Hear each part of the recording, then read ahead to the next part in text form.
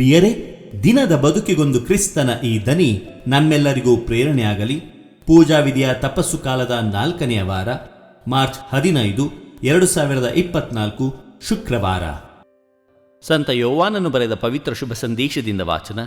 7ನೇ ಅಧ್ಯಾಯ, 1-2, 10, 25-30 ವಚನಗಳು. ಆ ಕಾಲದಲ್ಲಿ ಯೇಸು ಗಲಿಲೆಯದಲ್ಲಿ ಸಂಚರಿಸತೊಡಗಿದರು. ಯೆಹೂದ್ಯರು ತಮ್ಮನ್ನು ಕೊಲ್ಲಲು ಹವಣಿಸುತ್ತಿದ್ದುದರಿಂದ ಜುದಯದಲ್ಲಿ ಸಂಚರಿಸಲು ಅವರು ಇಷ್ಟಪಡಲಿಲ್ಲ. ಯೆಹೂದ್ಯರ ಪರ್ಣಕುಟೀರಗಳ ಹಬ್ಬವು ಹತ್ತಿರವಾಗುತ್ತಿತ್ತು. ಯೇಸುವಿನ ಸೋದರರು ಹಬ್ಬಕ್ಕೆ ಹೋದರು.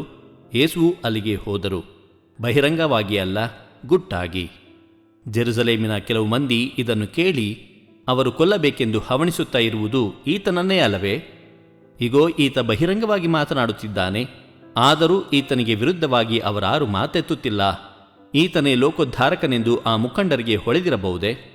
ಲೋಕೋದ್ಧಾರಕನು ಕಾಣಿಸಿಕೊಳ್ಳುವಾಗ ಆತನು ಎಲ್ಲಿಂದ ಬಂದನೆಂದು ಯಾರಿಗೂ ತಿಳಿದಿರುವುದಿಲ್ಲ.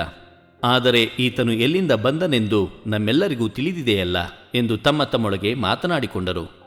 ಆದುದರಿಂದ ದೇವಾಲಯದಲ್ಲಿ ಬೋಧಿಸುತ್ತಿದ್ದ ಯೇಸು ಆಗ ಗಟ್ಟಿಯಾಗಿ ಇಂತೆಂದರು, ನಾನು ಯಾರೆಂದು ಎಲ್ಲಿಂದ ಬಂದವನೆಂದು ನೀವು ಬಲ್ಲಿರೋ?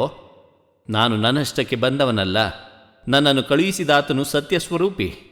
ಆತನನ್ನು ನೀವು ಅರಿತಿಲ್ಲ, ನಾನಾದರೂ ಆತನನ್ನು ಅರಿತಿದ್ದೇನೆ, ಏಕೆಂದರೆ ನಾನು ಬಂದದ್ದು ಆತನಿಂದಲೇ, ಆತನೇ ನನ್ನನ್ನು ಕಳುಹಿಸಿದ್ದು. ಇದನ್ನು ಕೇಳಿದ ಯೆಹೂದ್ಯರು ಯೇಸುವನ್ನು ಹಿಡಿದು ಬಂಧಿಸಲು ಪ್ರಯತ್ನಿಸಿದರು.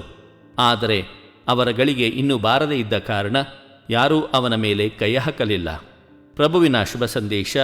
ಕ್ರಿಸ್ತರೇ ನಿಮಗೆ ಸ್ತುತಿ ಸಲ್ಲಲಿ. ಚಿಂತನೆ.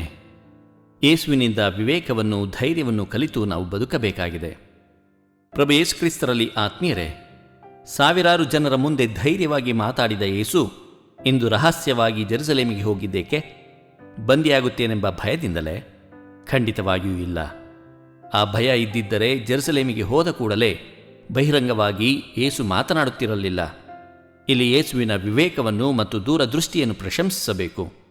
ಒಂದು ಪಕ್ಷ ಬಹಿರಂಗವಾಗಿ ಅವರು ಹೊರಟಿದ್ದರೆ ಅವರು ಜೆರುಸಲೇಮ್ ತಲುಪುವ ಮುನ್ನ ಅವರನ್ನು ಬಂಧಿಸಬಹುದಿತ್ತು. ಜೆರುಸಲೇಮ್ ದೇವಾಲಯದಲ್ಲಿ 2 ಅಂಶಗಳನ್ನು ಯೇಸು ಪ್ರಕಟಿಸುತ್ತಾರೆ.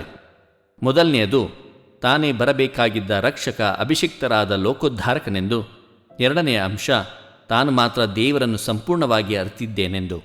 ಆತ್ಮೀಯರೇ, ಅದೇ ಕಾರಣ ತಾನು ಬಂದದ್ದು ದೇವರಿಂದ ಎಂಬ ಸತ್ಯವನ್ನು ಯೇಸು ಪ್ರಕಟಿಸುತ್ತಾರೆ. ಯೇಸುವಿನಿಂದ ವಿವೇಕವನ್ನು, ಧೈರ್ಯವನ್ನು ಕಲಿತು ನಾವು ಬದುಕಬೇಕಾಗಿದೆ. ದೇವರು ನಮ್ಮೆಲ್ಲರನ್ನು ಆಶೀರ್ವದಿಸಲಿ. ಇದು ಧ್ವನಿ ಮಾಧ್ಯಮ ಮನೆಯ ಕೊಡುಗೆ. ಧ್ವನಿ ವಂದನೆಯ ಸ್ವಾಮಿ ಶಾಂತಕುಮಾರ್ ಜೆ, ಬೆಂಗಳೂರು ಮಹಾಧರ್ಮಕ್ಷೇತ್ರ. ಪ್ರಿಯರೇ, ಈ ಚಾನೆಲ್ ಅನ್ನು ಸಬ್ಸ್ಕ್ರೈಬ್ ಮಾಡಿ ಪ್ರತಿದಿನ ದೇವರ ವಾಕ್ಯವನ್ನು ಆಲಿಸುತ್ತಾ ಅದನ್ನು ಇತರರೊಂದಿಗೆ ಹಂಚಿಕೊಳ್ಳಲು ನಮಗೆ ನೆರವಾಗಿರಿ. ಧನ್ಯವಾದಗಳು.